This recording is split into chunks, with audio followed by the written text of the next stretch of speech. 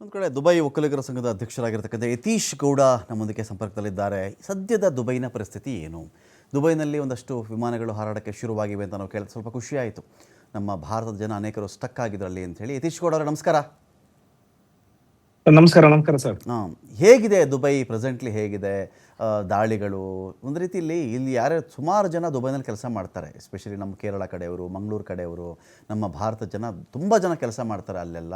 So ಇಲ್ಲಿವರೆಗೂ ಒಂದು ಆತಂಕ, ಮಗ ಹೇಗಿದ್ದಾನೋ, ಅಪ್ಪ ಹೇಗಿದ್ದಾರೋ, ತಂದೆ ಹೇಗಿದ್ದಾರೋ, ಮಗಳು ಹೇಗಿದ್ದಾಳೋ, ಓದಕ್ಕೆ ಹೋಗಿದ್ರು ಅಥವಾ ಅಲ್ಲೇನೋ ಬಿಸ್ನೆಸ್ ಮಾಡೋಕ್ಕೆ ಹೋಗಿದ್ರು ಅಂಥೇಳಿ. ಪ್ರೆಸೆಂಟ್ಲಿ ಹೇಗಿದೆ, ಕಂಡೀಷನ್ ಹೇಗಿದೆ ಅಂಥೇಳಿ ಯತೀಶ್ ಗೌಡ ಅವರೇ? ಸರ್, ಈಗ ಪ್ರೆಸೆಂಟ್ ದುಬೈಲಿ ಎಲ್ಲ ಓಕೆ. ಈಗ ಆಕ್ಚುಲಿ ಏನು ತೊಂದರೆ ಇಲ್ಲ, ಎಲ್ಲ ದುಬೈಲಿ ಸೇಫ್ ಆಗಿದ್ದಾರೆ, ಏನು ತೊಂದರೆ ಇಲ್ಲ. ನಮ್ಮ ಕಂಟ್ರಿಯಲ್ಲಿ ಒಂದು 200-300 ಜನ ಬಂದ್ರು, ಎಲ್ಲರ ಹತ್ರ ಮಾತಾಡಿದೆ, ಎಲ್ಲರೂ ಕೆಲವರು ರೂಮು, ಊಟದ ವ್ಯವಸ್ಥೆ ಎಲ್ಲ ಮಾಡಿದೀವಿ, ತೊಂದರೆ ಏನಿಲ್ಲ. Only waiting for flight sir. Flight ಕೆಲವು ನೆನ್ನೆ ಏನೋ 1-2 ಹೋಯ್ತು ಅಂತ ವಿಷಯ ಬಂತು. ಅದು ಮೇನ್ ಆಗಿ ಎಮಿರೇಟ್ಸ್ ಮತ್ತೆ ಎತಿಹಾದಿಂದ ಒಂದೇ 2 ಫ್ಲೈಟ್ ಡೆಲ್ಲಿಗೆ ಹೋಯ್ತು ಅಂತ. ಬೆಂಗಳೂರಿಗೆ ಹೋಗಿಲ್ಲ ಅನ್ಸುತ್ತೆ ಯಾವುದುವೆ. Just sir waiting for flight sir. ಎಲ್ಲರೂ ಹೊಕ್ಕೆ ದುಬೈಲಿ ಎಲ್ಲ ಸೇಫ್, ಏನು ತೊಂದರೆ ಇಲ್ಲ, ಯಾವುದು ಬಾಂಬೆಲಿ ಏನಿಲ್ಲ, ಈಗ ಎಲ್ಲ ಚೆನ್ನಾಗಿದೆ.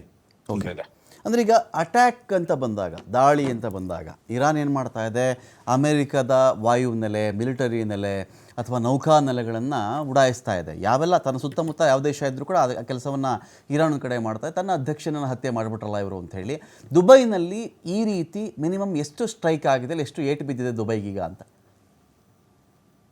ದುಬೈ ಇನ್ಸೈಡ್ ಆಗಿಲ್ಲ, ಅದು ನನ್ನ ಪ್ರಕಾರ ಎಂಬೆಸಿ ಇದಿದೆಯಲ್ಲ, ವಾಟ್ ಕಾಲ್ ಅಮೆರಿಕದ ಬೇಸ್ ಇದೆ ಇಲ್ಲಿ ನಿಯರ್. ನಾನು ಈಗ ಪ್ರೆಸೆಂಟ್ ಇಲ್ಲಿಂದ ಒಂದು 7-8 ಕಿಲೋಮೀಟರ್ ಇದೆ. ಅಲ್ಲಿ ಜಬಲಲ್ಲಿ ಬಿಟ್ಟು ಅಲ್ಲಿಗೆ ಅಟ್ಯಾಕ್ ಮಾಡಕ್ಕೆ ಟ್ರೈ ಮಾಡಿದ್ದಾರೆ ಅಷ್ಟೇ. ಅವ್ರು ಅದನ್ನ ಸ್ಟಾಪ್ ಮಾಡಿದ್ದಾರೆ. ಅದು ಬಿಟ್ರೆ ಇನ್ನು ದುಬೈ ಇನ್ಸೈಡ್ ಸಿಟಿ ಅಲ್ಲ ಸರ್. ಬಂದಾಗ ಅವ್ರನ್ನ ಸ್ಟಾಪ್ ಮಾಡಿರೋದು, ಅದು ಜಸ್ಟ್ ಬಿದ್ದಿರ್ಬೋದು ಅಷ್ಟೇ. ಬಟ್ ಡೈರೆಕ್ಟ್ ಆಗಿ ಯಾವ್ದು ದುಬೈಗೆ ಹಾಕಿಲ್ಲ. ಕೆಲವು ವಿಡಿಯೋದಲ್ಲಿ ಬುರ್ಜ್ ಖಲೀಫಾ ಇದಾಯ್ತು, ಅದೆಲ್ಲ ಸುಳ್ಳು ಸರ್ ಅದು. ಓಕೆ. ಆಮೇಲೆ ಇನ್ನೊಂದು ಕಡೆ ದುಬೈ ರಾಜ ಚೆಕ್ ಮಾಡಿಕೊಂಡಾಗ ಆರಾಮಾಗಿ ಮಾಲ್ಗಳಲ್ಲಿ ಓಡಾಡಿಕೊಂಡು ಶಾಪಿಂಗ್ ಎಲ್ಲ ಮಾಡ್ತಾ ಇದ್ದಾರೆ. ಒಂದು ರೀತಿ ಆತ್ಮವಿಶ್ವಾಸ ತುಂಬತಕ್ಕಂಥ ಕೆಲಸನ ಅದು ದುಬೈ ಜನಗಳಿಗೆ. ಏನೋ ಹೆದರ್ಕೋಬೇಡಿ, ಅಂಥದ್ದೇನು ಆಗ್ತಾ ಇಲ್ಲ ಇಲ್ಲಿ ಅಂತ ಹೇಳಿ. ಸರ್, ಅದು ವಿಡಿಯೋಗಳು ಕೆಲವರು ಸುಮ್ಮನೆ ಎಡಿಟ್ ಮಾಡ್ಬಿಟ್ಟು ಇದು ಮಾಡಿದ್ರು. ಅದರಿಂದ ಈ ತರ ಜನ ಒಂದು ನ್ಯೂಸ್ ಅಲ್ಲಿ ಬೇರೆ ಬರ್ತದೆ. ಅದರಿಂದ ಅವ್ರ ಖುದ್ದಾಗಿ ಬಂದು ದುಬೈ ಮೇಲೆ ಕುತ್ಕೊಂಡು ಊಟ ಮಾಡಿ ಎಲ್ಲ ನಾವೇನು ತೊಂದರೆ ಇಲ್ಲ, ಆರಾಮಾಗಿ ಓಡಾಡ್ಕೊಂಡಿದ್ದೀವಿ ತೋರಿಸಿದ್ರು. ಆಕ್ಚುಲಿ ನಾವು ಇವತ್ತು ವರ್ಕಿಗೆ ಬಂದಿದ್ದೀನಿ. ನಾನು ಇಲ್ಲಿ ಗವರ್ಮೆಂಟ್ MSMBD ಗ್ರೂಪ್ ಬ್ಯಾಂಕ್ ಅಲ್ಲಿ ವರ್ಕ್ ಮಾಡ್ತೀನಿ. ವರ್ಕಿಗೆ ಬಂದಿದ್ದೀನಿ, ತೊಂದರೆ ಇಲ್ಲ. ಜೊತೆ ಬಿಸ್ನೆಸ್ ಇದೆ, ಬಿಸ್ನೆಸ್ ನಡೀತಾ ಇದೆ, ಏನು ತೊಂದರೆ ಇಲ್ಲ ಸರ್. ಇವನ್ ಪ್ರೆಸೆಂಟ್ ಬ್ಯಾಂಕ್ ಅಲ್ಲಿ ಇದೆ ನಾನು.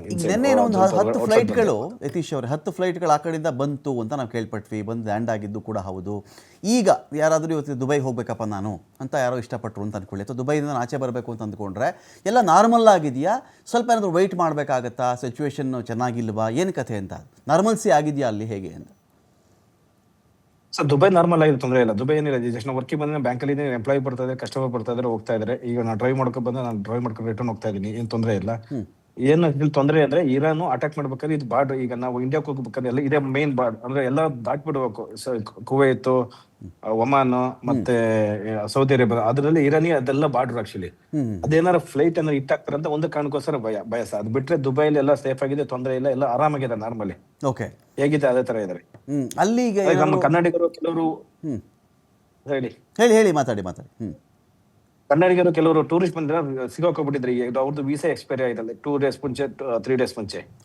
ಆ ವೀಸಾಗಳು ಎಕ್ಸ್ಟೆಂಡ್ ಮಾಡೋದು, ಆಮೇಲೆ ಫ್ಲೈಟ್ ಟಿಕೆಟ್ ಇದಾಗಿದೆ. ಅದೊಂದೇ ಅವರಿಗೆ ಸ್ವಲ್ಪ ಪ್ರಾಬ್ಲಮ್ ಇರೋದು. ನಾರ್ಮಲ್ ಇನ್ಸೈಡ್ ಇರೋದ್ರಲ್ಲಿ ಓಕೆ. ಟೂರಿಸಂ ಬಂದಿರೋದು ಸ್ವಲ್ಪ ಕಷ್ಟದಲ್ಲಿದ್ದಾರೆ ಅಷ್ಟೇ, ಇನ್ನೇನಿಲ್ಲ. ಅದಕ್ಕೆ ನಾವು ಆಲ್ಮೋಸ್ಟ್ ನಮ್ಮ ದುಬೈ ಒಕ್ಕಲಿಗ ಸಂಘ, ನಮ್ಮ ಕನ್ನಡ ಸಂಘ ನಾವೆಲ್ಲ ಸೇರ್ಕೊಂಡ್ಬಿಟ್ಟು ಎಲ್ಲಾ ವ್ಯವಸ್ಥೆ ಮಾಡಿದೀವಿ. ಆಲ್ಮೋಸ್ಟ್ ಏನ್ ತೊಂದರೆ ಇಲ್ಲ. ನಮ್ಮ ಇವ್ರು ಅರುಣ್ ಅಂತ, ಶಶಿಧರ್ ಅಂತ, ಮತ್ತೆ ಒಬ್ರು ದುಬೈ ಲೋಕ ಅಂತ ಎಲ್ಲ ಸೇರ್ಕೊಂಡ್ಬಿಟ್ಟು ಎಲ್ಲ ಒಟ್ಟಿಗೆ ನಾವೆಲ್ಲ ಸೇರ್ಕೊಂಡ್ಬಿಟ್ಟು ಮಾಡ್ತಾ ಇದ್ರು. ಜೊತೆಗೆ ನಮ್ಮ ಹೋಟ್ಲಿಂದ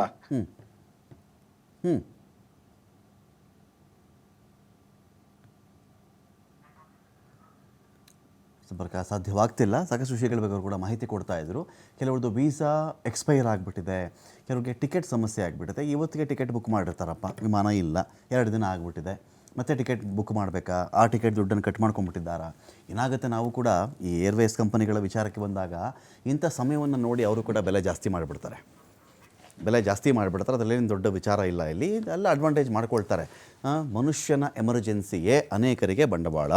ಸೊ ಹಾಗಾಗಿ ಆ ಸಮಸ್ಯೆಗಳು ಕೂಡ ಕೆಲವರು ಇದ್ದಾರಂತೆ. ದುಬೈನಲ್ಲಿ ಒಕ್ಕಲಿಗರ ಸಂಘ, ಅದರಲ್ಲಿ ಯಾರೆಲ್ಲ ಪ್ರತಿನಿಧಿಗಳಿದ್ದು ಯಾರೇ ಆದರೂ ಕೂಡ ತುಂಬ ಅದ್ಭುತವಾಗಿರ್ತಕ್ಕಂಥ ಕೆಲಸವನ್ನು ಅಲ್ಲಿ ಮಾಡ್ತಾ ಇದ್ದಾರೆ.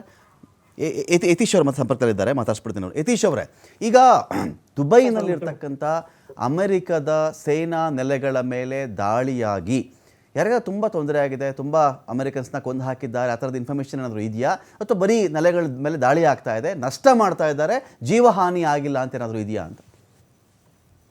ಸರ್ ಜಸ್ಟ್ ಅವ್ರು ನಷ್ಟ ಮಾಡ್ತಾ ಇದ್ದಾರೆ, ಜೀವನ ಯಾವ್ದು ಆಗಿಲ್ಲ ಸರ್. ಓಕೆ.